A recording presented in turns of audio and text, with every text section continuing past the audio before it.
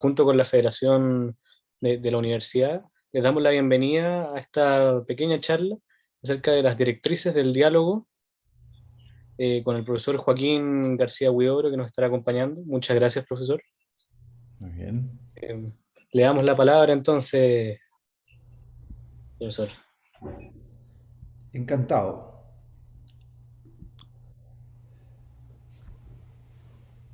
Cuentan que en la guerra franco-prusiana, en el siglo XIX, se levantó un soldado que estaba en una trinchera, un soldado alemán del lado renano.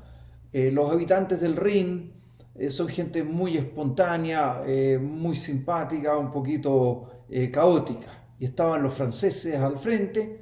Y este renano se levantó y dijo: no disparen, majaderos, ¿no ven que hay gente? Y claro, durante décadas, muchos se han reído de este ingenuo. Como en una guerra un tipo dice: no disparen, no ven que hay gente. No entiende nada. Pero en realidad, yo estoy seguro que ustedes van a estar de acuerdo conmigo en que este es uno de los hombres más lúcidos de la historia. Este hombre había entendido en qué consistía la guerra, por lo menos una guerra entre Francia y Alemania, por motivos absolutamente ridículos, por egolatría de los gobernantes, y por unas disputas territoriales que bien se podrían haber zanjado en sede judicial. Esta anécdota a mí confieso que me impresiona muchísimo. Y hoy día esta anécdota adquiere un valor muy especial cuando nosotros enfrentamos debates sobre temas muy delicados, temas que se relacionan con la vida, con la familia, con la identidad de las personas. Incluso la historia se ha transformado en materia de muy ácidas polémicas. Sin embargo, la apuesta de una institución universitaria, y estamos en una universidad, consiste precisamente en que resulta posible el imperio de la razón, incluso en circunstancias de gran conflicto. No puedo dejar de recordar en este momento, estaba el año 91 terminando mis estudios de posgrado, y el profesor alemán con quien yo trabajaba, que era un hombre muy grato y muy poco solemne, cosa poco frecuente, por lo menos en los profesores alemanes de esa época, que eran gente que estaba muy arriba, muy solemne, muy seria. Este hombre nos manda a llamar a un amigo mío argentino y a mí, y pone así una cara solemne y nos dice que quiere hablar con nosotros. Nos quedamos esperando, el hombre hace una pausa y dice: mire, ustedes están terminando sus estudios aquí en Alemania y van a volver a sus respectivos países.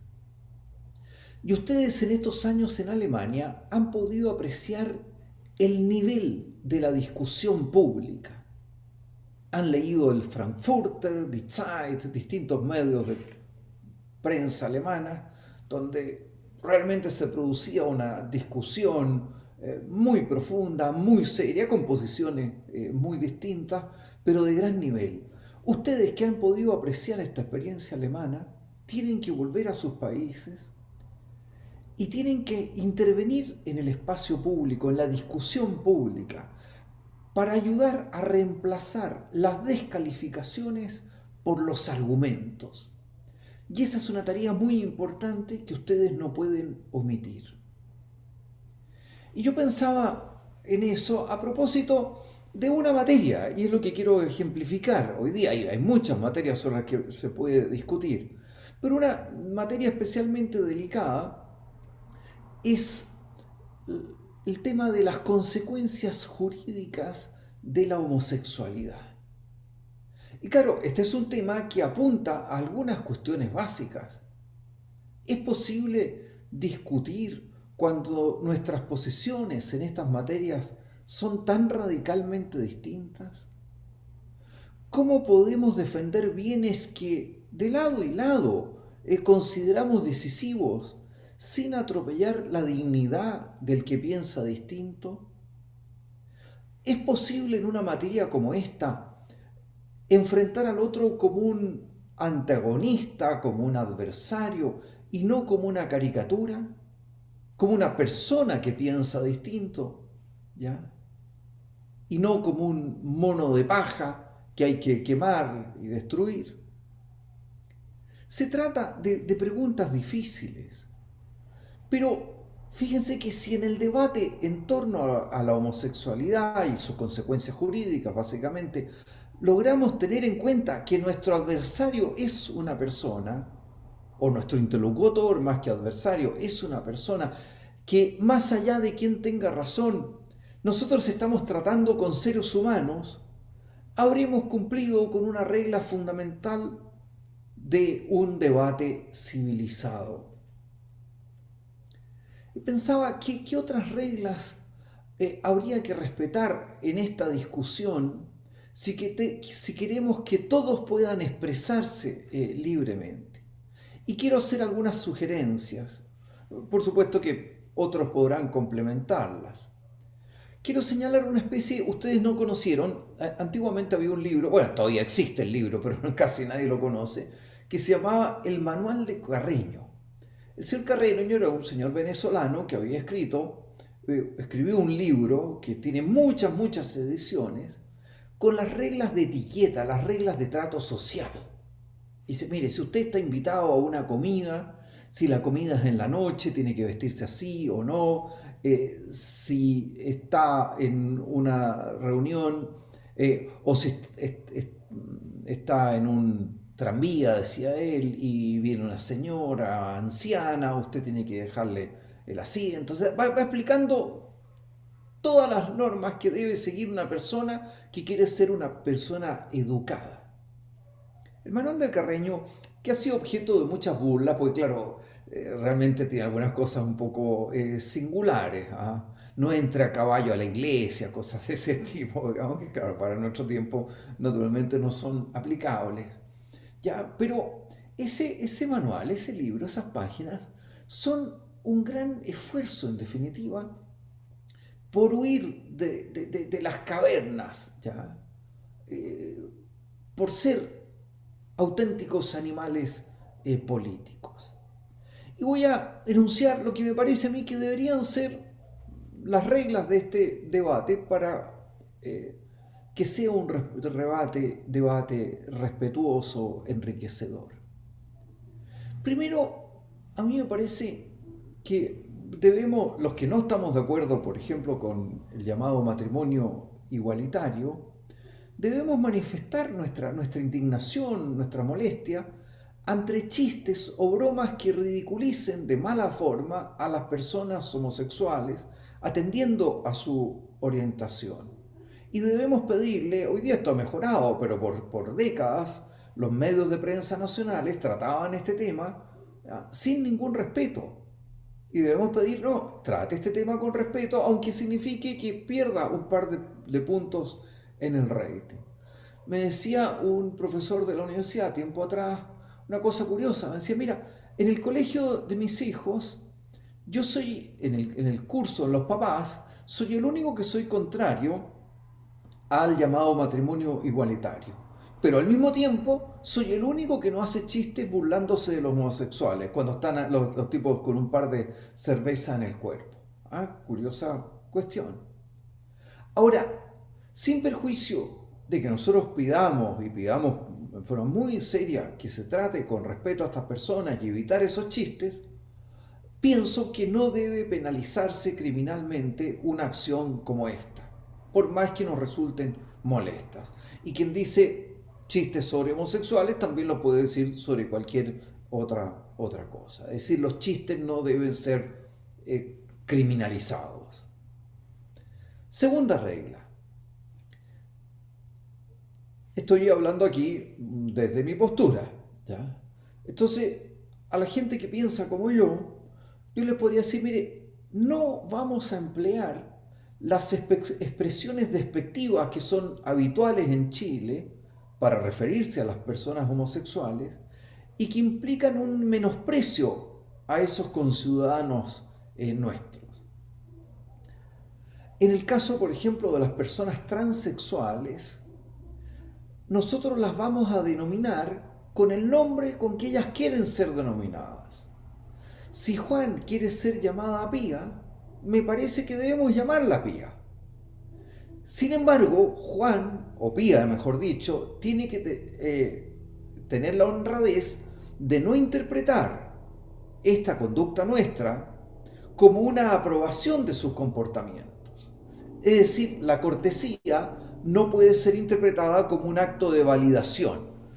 Si yo la trato a usted con respeto y le doy el nombre con que usted quiere ser llamada, no diga que por ese nombre, por yo llamarla así, estoy validando o sus conductas o sus propuestas legislativas. ¿Ah? Tenemos que permitir que la cortesía no tenga consecuencias políticas, jurídicas, etcétera, porque si no lo que estamos haciendo es eliminar la cortesía de la mesa. También es importante poner las cartas sobre la mesa. Los que nos oponemos al llamado matrimonio homosexual tendremos que señalar si estas uniones o esta aprobación legislativa nos parecen en sí mismas inadecuadas o solo porque constituyen un paso hacia la adopción de hijos por estas parejas. Y tenemos que decir, yo soy contrario a la legalización o asimilación, mejor dicho, al matrimonio de las parejas homosexuales y también soy contrario a la adopción. O solo a la adopción o solo a la primera, hay que mostrar. Y debemos mostrar que nuestra oposición a estas fórmulas es compatible con un digno tratamiento de las personas homosexuales. Por otro lado, los partidarios de estas fórmulas jurídicas deben ser explícitos para señalar si se conforman con ellas o si buscan fórmulas más radicales. Es decir, si usted quiere matrimonio homosexual y adopción de niños por parte de las parejas homosexuales, dígame que quiere las dos cosas. No me defienda solamente una y la otra se la guarda para más adelante. Creo que en este debate ganaríamos mucho si somos transparentes. Cuarta regla. Como la homosexualidad es un tema muy complejo, todos nosotros ganamos si hay un mayor conocimiento disponible. Por tanto, no impediremos la investigación de los estudiosos de distintas concepciones filosóficas, porque esa investigación nos ayuda a saber más. Y si no estamos de acuerdo con las conclusiones de un estudio, bueno, lo refutaremos, diremos, mire, la metodología no me convence, esta muestra no es representativa, etcétera, o lo que sea, ¿ya? Pero no podemos prohibir ese estudio. Y, por tanto, debemos permitir la publicación de los resultados de los estudios sobre temas como efectos de la adopción por parte de homosexuales, terapias para personas que quieren o tratamientos para personas que quieren abandonar su actual orientación sexual y otras materias relacionadas. Prohibir la investigación sobre ese tema impide una deliberación pública libre de dominio. Esto que digo no es una simple elucubración. Hay científicos que han debido abandonar sus investigaciones porque no podían seguir su vida normal ante el asedio de ciertos activistas. En Chile pienso que las cosas deberían ser distintas. Quinta regla. A nadie debería ocurrírsele prohibir la lectura, difusión y comentario de textos religiosos que aluden a las conductas homosexuales.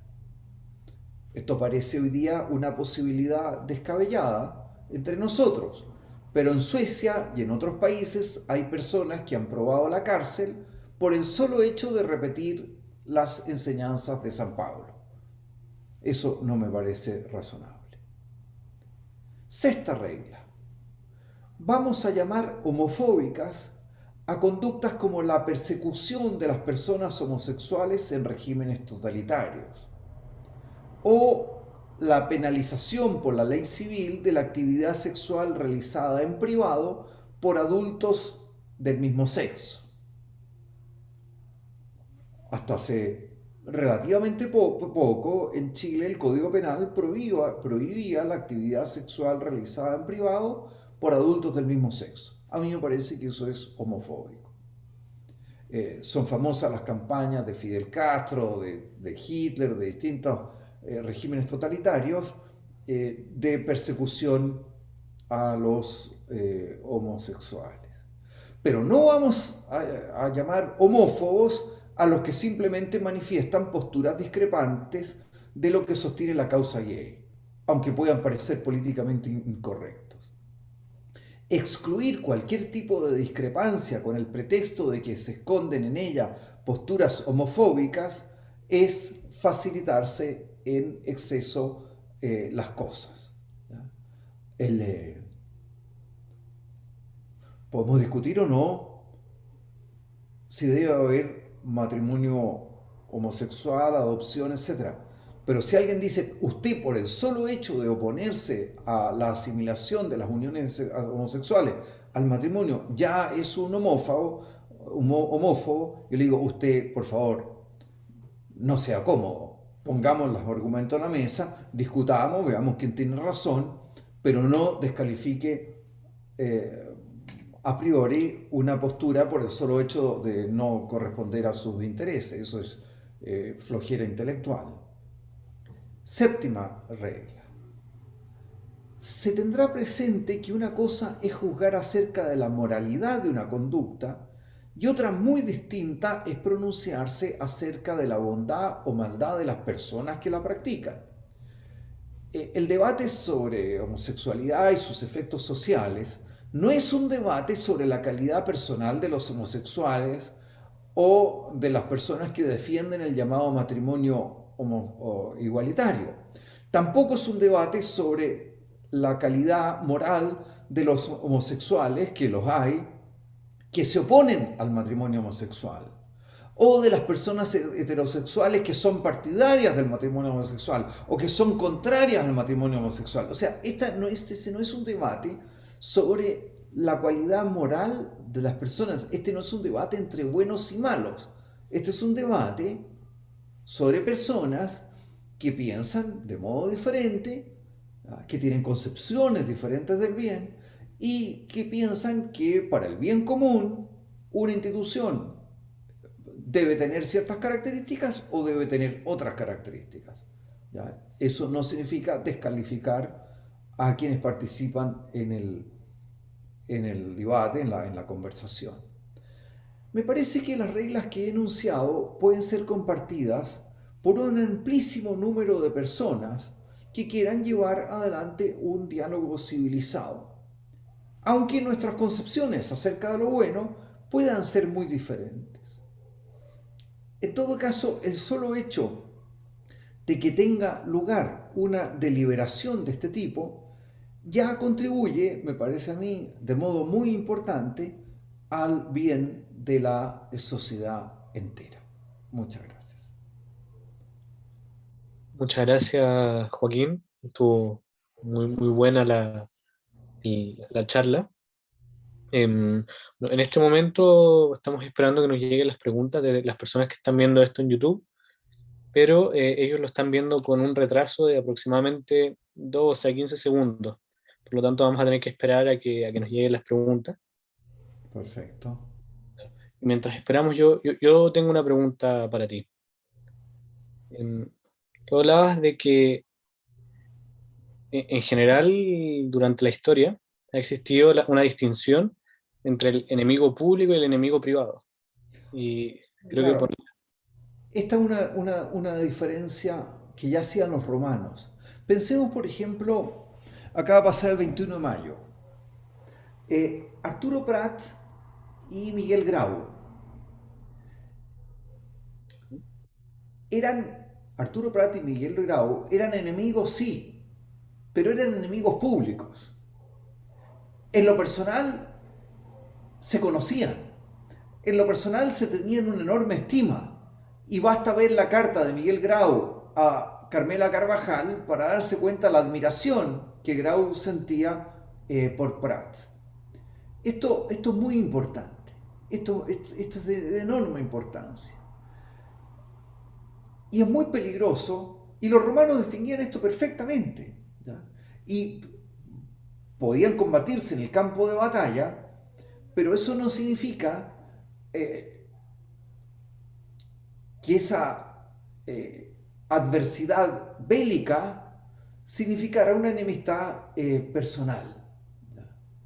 No sé, un peligro que ha sucedido, que sucedió en general en el siglo XX, es un peligro que ha afectado especialmente a los Estados Unidos. Los Estados Unidos tienden a criminalizar al adversario. Entonces al adversario no solo se lo derrota, sino después se lo juzga, se lo condena, etc. Dejo de lado los crímenes de guerra, que eso por supuesto que hay que juzgarlo. Pero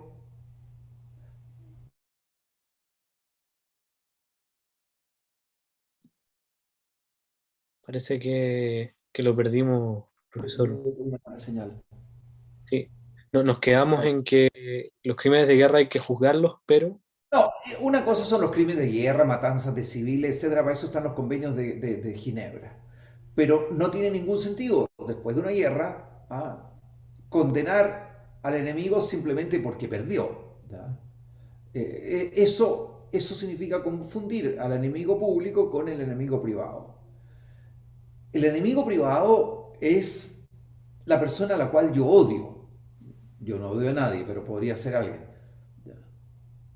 Enfrentar estas discusiones sin hacer esta distinción es muy peligroso. ¿Por qué? Porque llevan, y esto pasa con frecuencia en algunos grupos hoy día en la discusión chilena, en que todas las discrepancias son interpretadas en términos morales y se transforma cualquier discusión política, retiro del 10%, nueva constitución, lo que sea, se transforma en una discusión entre los buenos y los malos. Y eso es muy peligroso, eso enrarece el clima social. Bueno, de esto podría hablar mucho, pero creo que es suficiente. aquí tenemos una pregunta de Tangerine 8. Dice, ¿qué piensa respecto a la libertad de expresión que pide y promulga cierto sector político, siendo en la mayoría de las ocasiones su palabra la válida? Pero cuando uno piensa distinto a X tema está mal, ¿qué se debe hacer al respecto?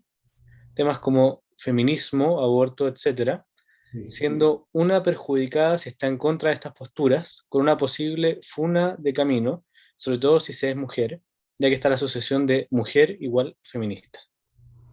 Ya, perfecto. Sí, aquí hay problemas, pero aquí hay problemas por los dos lados. Ya. Eh, voy a poner un ejemplo que puede ser conflictivo, pero ha sido frecuente en personas críticas de cierta... Feminismo hay mucho, está el feminismo de la primera generación, la sufragista, está el feminismo de segunda generación, está el feminismo de tercera generación. No existe el feminismo, hay feminismos. ¿Ya? Pero bueno, eh, a veces algunas personas que son contrarias a algunas formas de feminismo de tercera generación o algunos comportamientos, las llaman feminazis. Yo creo que no hay que llamarlas así. Esa no es una manera apropiada de llamar a la gente. Al mismo tiempo, hay que decirle a esas personas, si usted no quiere ser llamada feminazi, por favor no realice prácticas que descubrieron y desarrollaron a la perfección los nazis, como son las funas. Los nazis fueron los grandes descubridores de las funas. Entonces, por los dos lados yo creo que hay que hacer un esfuerzo, y que no es fácil, pero que en parte, vuelvo a mi anécdota inicial, no disparen, no ven que hay gente. Hay que hacer un esfuerzo por conocerse. El, Hay una película terrible, pero buenísima, pero terrible. Yo no sería capaz de verla de nuevo, pero se la recomiendo. ¿Ya? Que es Hotel Ruanda, que es una historia real. En Ruanda, algunos de ustedes a lo mejor saben, hace unos años hubo unas matanzas terribles de una tribu, los Hutus, que mataban a los Tutsis. Y con machete, unas matanzas espantosas. Pero todas esas matanzas fueron precedidas, estoy contando el comienzo de la película nomás, pero la película está basada en hechos reales. Es una historia real, mejor dicho. Eh, Hubo toda una labor por parte de la radio en esa época de usar, en vez de usar la palabra Tutsi, usaban la palabra cucaracha. Entonces, claro, si yo empiezo a hablar de las cucarachas, de los cucarachas, los nazis usaban la palabra piojos para referirse a los judíos, eh, estoy despojando a mi adversario del carácter de persona. Y si yo lo despojo del carácter de persona, claro, me va a ser mucho más fácil humillarlo, funarlo, etcétera, etcétera. La solución ahí es tratar de producir ese contacto personal. A veces ha pasado en la historia que una mirada del torturado a los ojos ha detenido al torturador. Porque se ha dado cuenta que ahí él estaba pensando que era un comunista, que era no sé qué, que era un fascista, que no sé qué, y de repente se encuentra que hay ahí un ser humano. Pero esto es una tarea que tenemos por delante. No he respondido la pregunta, no he respondido del todo la pregunta. Es una tarea difícil y hay que tener paciencia y hay que tratar de producir ese contacto personal, porque hay que tener en cuenta una cosa, y quien haya leído el Gorgias de Platón lo entenderá bien, pero Sócrates en el Gorgias dice una cosa muy profunda, que es preferible sufrir una injusticia antes que cometer una injusticia. Es preferible sufrir un mal antes que cometer el mal. Y claro, yo puedo denigrar a alguien, yo puedo humillar a alguien, yo puedo funar a alguien. Y cabe la posibilidad de que nadie me castigue. Y si estoy con una capucha, que nadie se dé cuenta de quién soy yo. Pero hay algo que no puedo evitar. Cuando yo humillo a alguien, cuando yo funo a alguien con una capucha, etcétera, cuando yo torturo a alguien, estoy pensando en los torturadores, a lo mejor nadie me va a descubrir, pero hay algo que no puedo evitar, que es que cuando yo cometo una injusticia, yo me hago injusto, yo me corrompo. Entonces, en el caso de la funa, lo más grave no es lo que le pasa al funado, o la funada en este caso, lo más grave es lo que le pasa al que funa, ¿ya? Que experimenta una degradación, aunque todos lo aplaudan. Y eso, claro, es terrible. Y por eso ahí, es que no me quiero alargar demasiado, pero seré breve. En el Gorgias, claro, dice Sócrates, lo mejor en la vida es hacer el bien, porque si yo hago el bien, yo me mejoro. Pero lo segundo mejor es hacer el mal y ser castigado. Porque si yo hago el mal y soy castigado, tengo la posibilidad de enmendarme, no me sigo corrompiendo. Pero lo peor que le puede pasar a una persona es hacer el mal impunemente, o sea, sin que nadie pueda castigarla. Porque yo hago el mal, no me castigan, sigo haciendo el mal, no me castigan, sigo haciendo el mal y no me castigan. Y claro, ¿cuál es uno de los problemas que tienen las redes sociales con todo su lado maravilloso? Es que permiten hacer el mal sin recibir ninguna consecuencia. Y la persona queda feliz pero se ha degradado. Y a veces se ha degradado en forma muy profunda. Y eso es muy triste. Y hay que tratar de hacerla pensar a la persona y que se dé cuenta. El anonimato eh, nunca es bueno. Anonimato, salvo que un profesor diga no pongan su nombre en las pruebas, pongan un número para yo corregirlo. En ese caso, bueno, pero un anonimato que tiene otro sentido. No en el sentido de ocultar la responsabilidad. Lo que nos define como seres humanos es decir, yo fui, dar la cara. Es muy profundo esto. No porque lo diga yo, es que aquí hay un tema muy profundo. Perdón, me alargué demasiado. Y no, no hay problema, aprovechamos de entroncar esta pregunta con otra que tenemos. Dice, ¿cómo se puede dialogar si hay veces en que las distintas partes o lados no están dispuestas a dialogar? Uno de los grandes problemas que hay hoy día. Sí, es que hay muchos problemas, po. Y hay gente que no está dispuesta a dialogar, paciencia. Ya. Le pasó, no quiero hacer de spoiler, digamos, pero le pasó al pobre Sócrates en el diálogo del Gorgias también. A veces, pero siempre puede que esa persona en ese momento no quiera dialogar. A lo mejor en público, pero siempre cabe la posibilidad del contacto privado y hay que hacer el esfuerzo. Y a veces en la vida, esto no es una película que todo termine bien, a veces hay derrotas en la vida. Y esa es una derrota fundamentalmente para el que no quiere dialogar, ¿ah? Que es muy fuerte esto de decir, yo me niego a oír otras razones. En el fondo esconde un profundo complejo de inferioridad. ¿Ya? O una profunda, no, no es complejo de inferioridad, una profunda inseguridad en las propias ideas. ¿Ya? Yo no, con tal persona yo no dialogo, a veces significa, me da susto dialogar con tal persona. ¿Ah? Y eso, normalmente, el miedo es muy complicado. Vamos un poco, voy a tomar algún tema delicado, pero vamos a la historia chilena. Cuando sus papás estaban chicos, el, por las calles de Santiago se oían unas marchas de unos señores así barbones, con unos linchacos, con cadenas, que gritaban el momio al paredón, la momia al colchón. O sea, a los hombres los fusilamos, a las mujeres los violamos. Y el momio al paredón, la momia al colchón. Claro, ¿qué produce eso? Eso produce miedo. ¿Y qué pasó? La reacción ante eso fue terrible.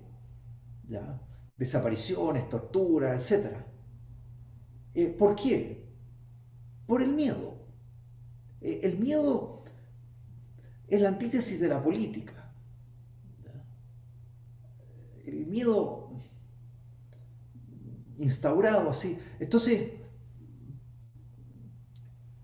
si empezamos, porque yo digo, con esta persona no dialogo, a esta persona la funo, ¿ya? Entramos en una lógica muy, muy complicada.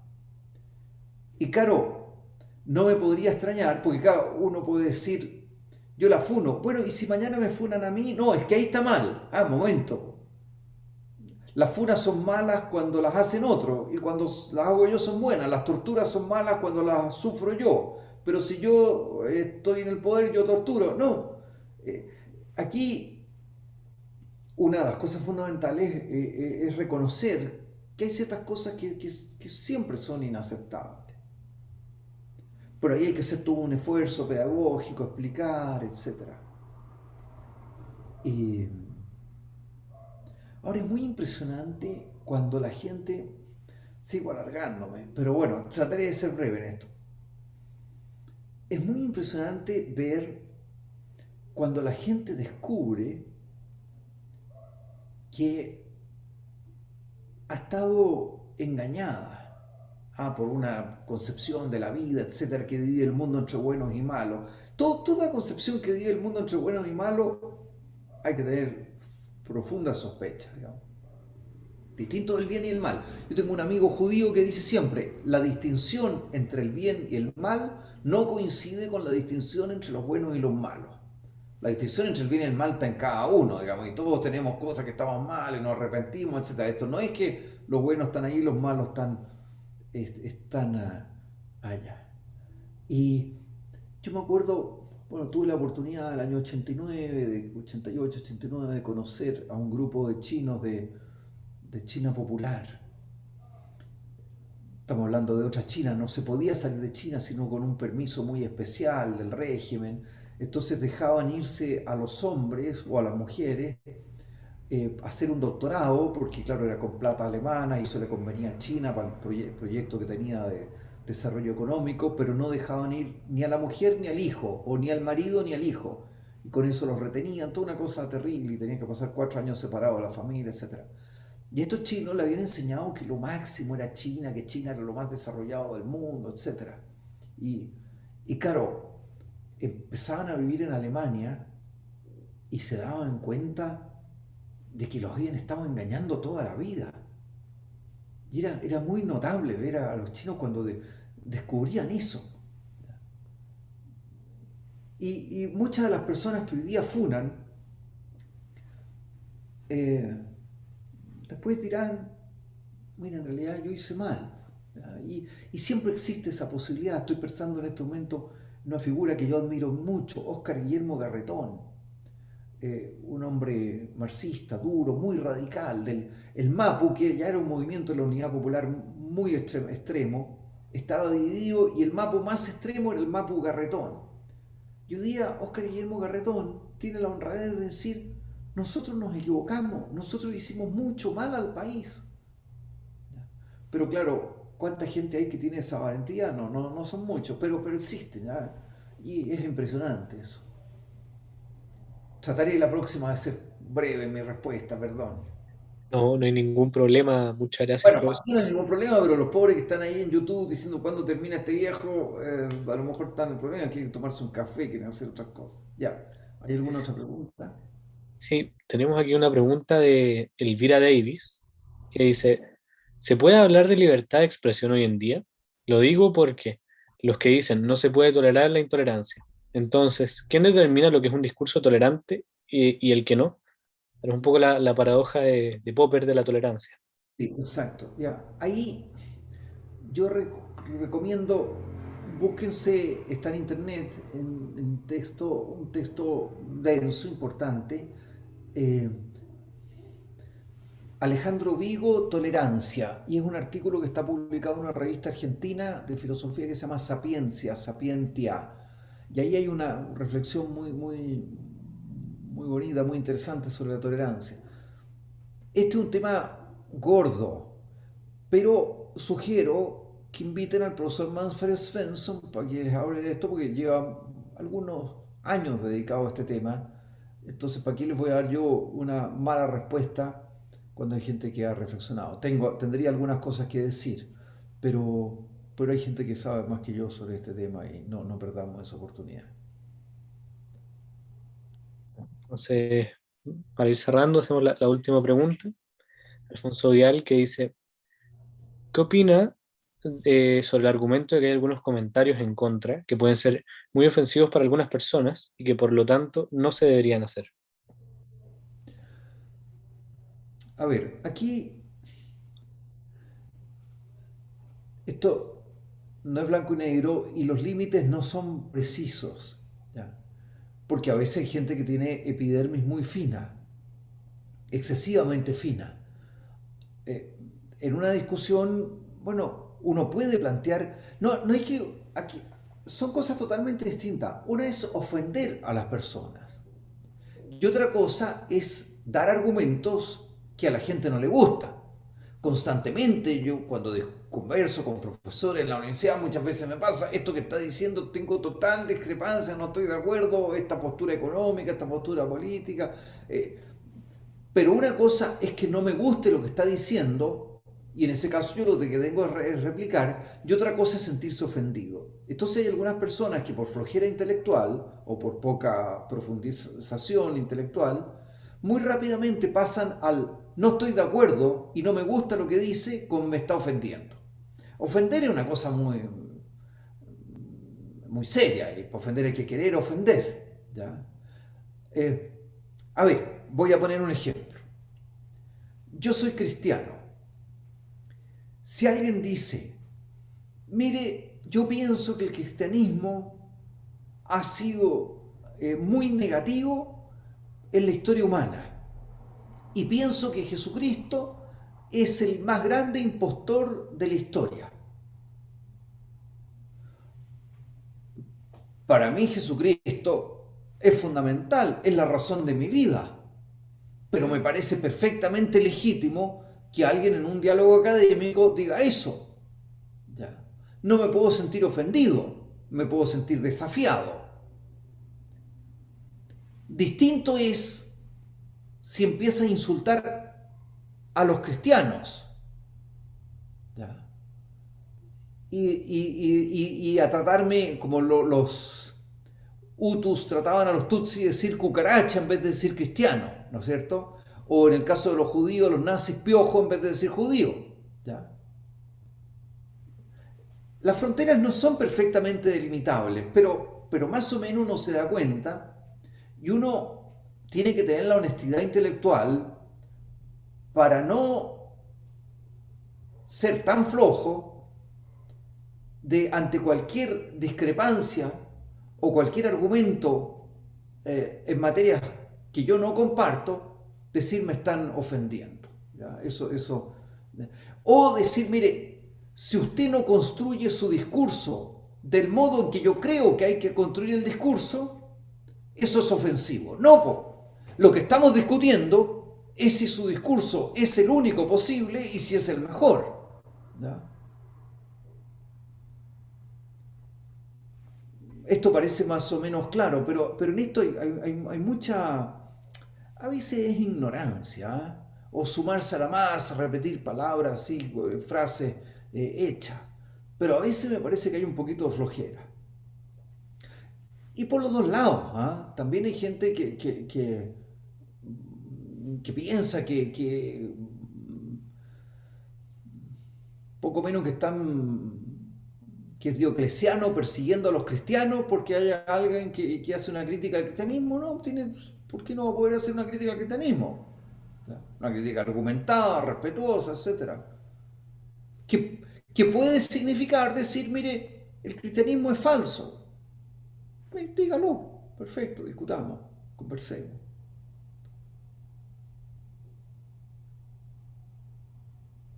Muchas gracias, profesor. Entonces, le doy la palabra a Matías ahora. Sí, perdón, ahí hay una cosa hay un profesor de la Chile, Miguel Orellana Venado, que dice una cosa muy interesante que no resuelve todos los problemas, pero probablemente Manfred va a hablar de esto cuando lo invite. Él distingue entre vivir una cosa como valor y tratar una cosa como valor. Entonces, cuando yo invito a un amigo judío o musulmán a mi casa y no le doy chancho, eso no significa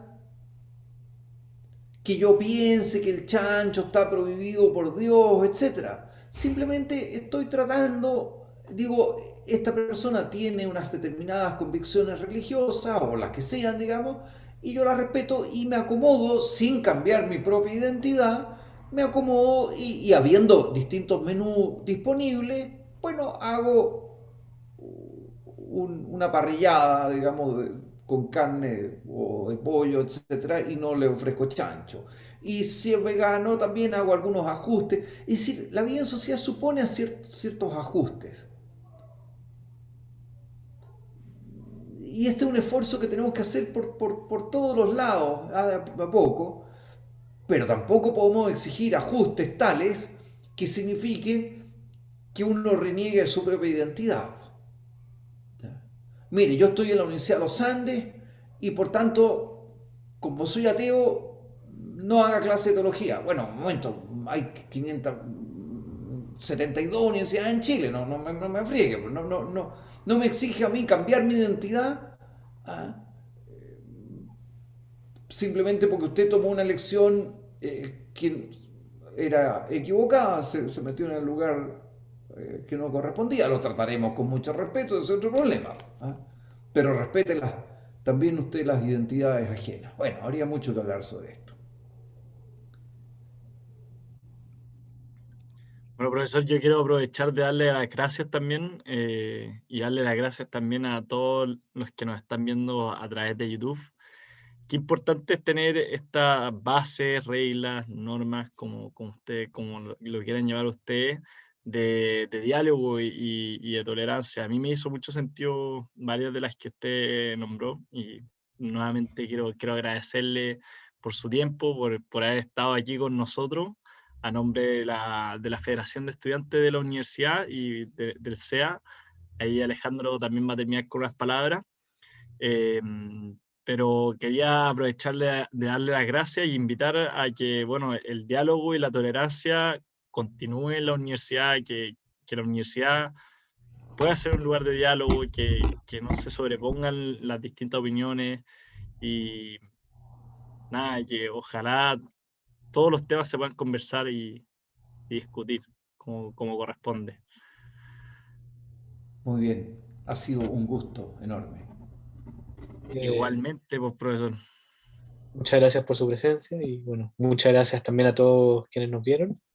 Esperemos que lo hayan disfrutado tanto como nosotros. Así que muchas gracias. Sí. Espero que Ya. la transmisión.